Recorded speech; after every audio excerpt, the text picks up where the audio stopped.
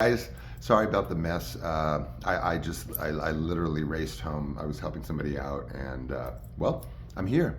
I like to load by 10, and I don't really, this is live. I don't really like kind of go through it, edit it, whatever. You know that. Anyway, promise tonight was Elvis Presley, Mama Cass Elliot, otherwise known as Mama Cass, from the Mamas and the Papas. Elvis, of course, we all know Elvis. So, in order to tell that story, I need to put it into context of a place called Schwab's. It's actually Schwab's Pharmacy is what it was called, but it was a restaurant on the side. Now, it started out, it's a very, very, very, very, very, very, very famous place, Schwab's. Especially the second one, it's all kind of like skanky looking, like 50s, 60s, with the big Schwab's, and inside are like lava rocks, and it's so kitschy and skanky, and I just love it. So, actually, I didn't love it then, to be honest with you, because my dad took me to Schwab's every single day. Just when I thought the last cup of coffee was finished, can I have another cup? Can I have another cup? This place, as cool and kitschy as it was ground zero for a lot of Hollywood. Now, I'm talking about my dad's days, 70s. This is where I grew up, around Schwab's, and he forced me to sit there forever and ever, but I learned a lot. He would say, oh, that's Sidney Sokolsky. He was the publicist, blah, blah, blah. Oh, she was an actress. She played, So it was actually kind of a fun learning experience in a way, because when the celebs or demi-celebs or luminaries would come in the restaurant, it was interesting because I'd hear the story from my dad, I'd hear the story from the other, usually unemployed actors at the table. They were a very cliquey bunch, the ones that weren't working. Anyway, so it was a huge learning experience, and in retrospect, I'm glad that I had all those days at Schwab's. Why? Well, one of them is because the person I met there. So my dad I don't want to say that he has had an obsession with Elvis at all, but in my dad's extended, octopus life, he'd been so many things: a boxer, a wrestler, worked in the carnival, was an artist in New Orleans, and then of course had aspirations to be an actor, went to New York City, studied in summer stock at the Actors Studio, etc., and then slowly pursued his career. As he met my mom, he continued on pursuing with his acting pursuits, because he had sort of a base of operations, for lack of a much better word. And he also had lots of time to buy antiques. While my mom was working, running Saks Fifth Avenue a block away. We were in Beverly Hills, Bedford Drive. They put her apartment right behind Saks Fifth Avenue. Mom's not a workaholic. Anyway, that's where she was when they met. He got to, kind of delve more into his acting. My mom was busy. They had me. Things were squared away, so it was good. After the divorce, separation, all of that, then of course things went completely haywire, but that's a whole different story. Schwab's was Schwab's. Schwab's was always Schwab's. After the separation, Schwab's was triple Schwab's, all the time. So my dad did an act in New Orleans with a dancer, not like a Lily Sincere sort of strippy, but a nightclub, sort of racy nightclub. A performer named Lily Christine the Catwoman. And so my dad did this act with her where it was totally Presley. I mean, it was completely Elvis Presley. He wasn't an impersonator, but he did the nightclub act as Elvis would with Lily Christine or whatever. So from there, he had this deep affection for Elvis Presley. Cut to the chase, we're in Los Angeles.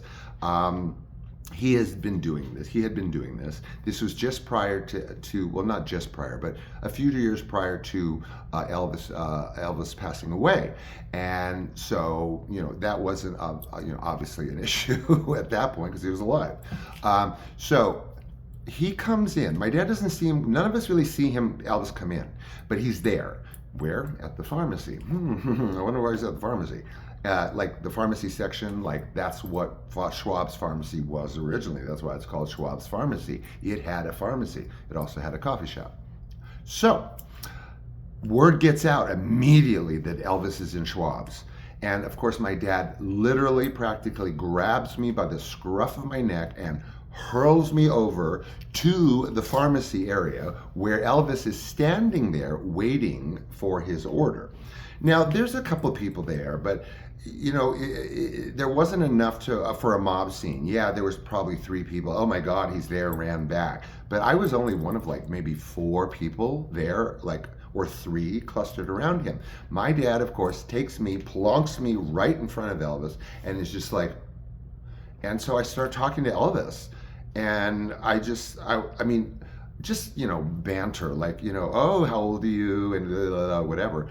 All I remember is this big, imposing physique with shoulders, with stuff, and the glasses, and the jewelry, and that smile. He had the flashiest, brightest, most amazing smile. I mean, that's all I can tell you, aside from a few other things. I got his autograph.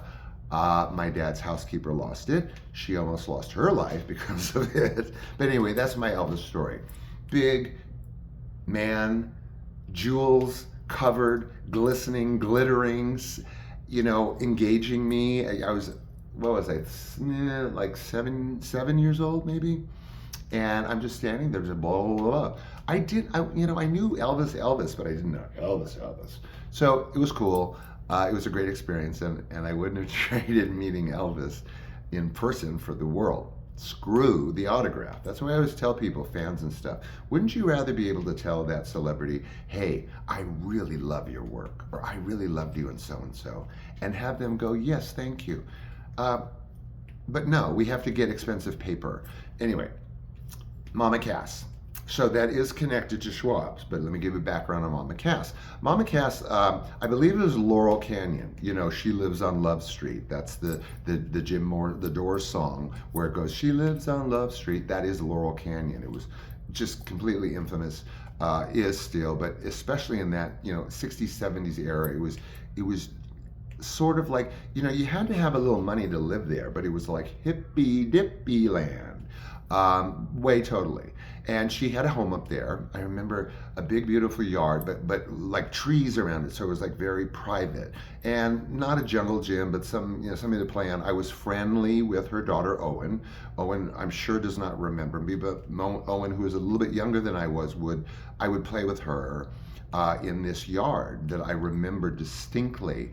Cass Elliot sitting in and playing with Owen and playing with me and my dad being there only a couple of times. And I don't know that my dad had been there much more than that either. Yes, my dad was intimate with Cass Elliot. Maybe that's TMI, but he had nothing but lovely things to say about the experience. So why not? You know, Owen, if I'm embarrassing you, I'm sorry. But yes, they were intimate. And all I remember is him saying she was a lovely woman, and something to the effect of the size, because the size didn't, to him, really matter, because she was a lovely lady. And so that's sort of my take on Cass Elliot, was that, you know, all that time that I had spent with her and Owen and all the people, there were always quite a bit of people around, was just as lovely as he said, you know, he says she was in all sorts of ways. No nefarious anything, no drugs. I didn't see any of that. So that's what I can say about Cass. Now, just flipping back to Schwab's before I let you go, this is really kind of not so funny, and I don't mean to like trigger anyone with any body stuff. It was an unfortunate occurrence. We ended up going to The Source, which was quite an infamous health food restaurant. We went to Schwab's, my dad, Cass, and I, the 3 of us, and we had to leave because she could not fit in the booth. She had not been to Schwab's, and it is just like a coffee shop, you know, booths with a table in between, and she was not able to fit. And they didn't have open chair kind of arrangements where you could sort of, you know, make up for that. So we had to leave.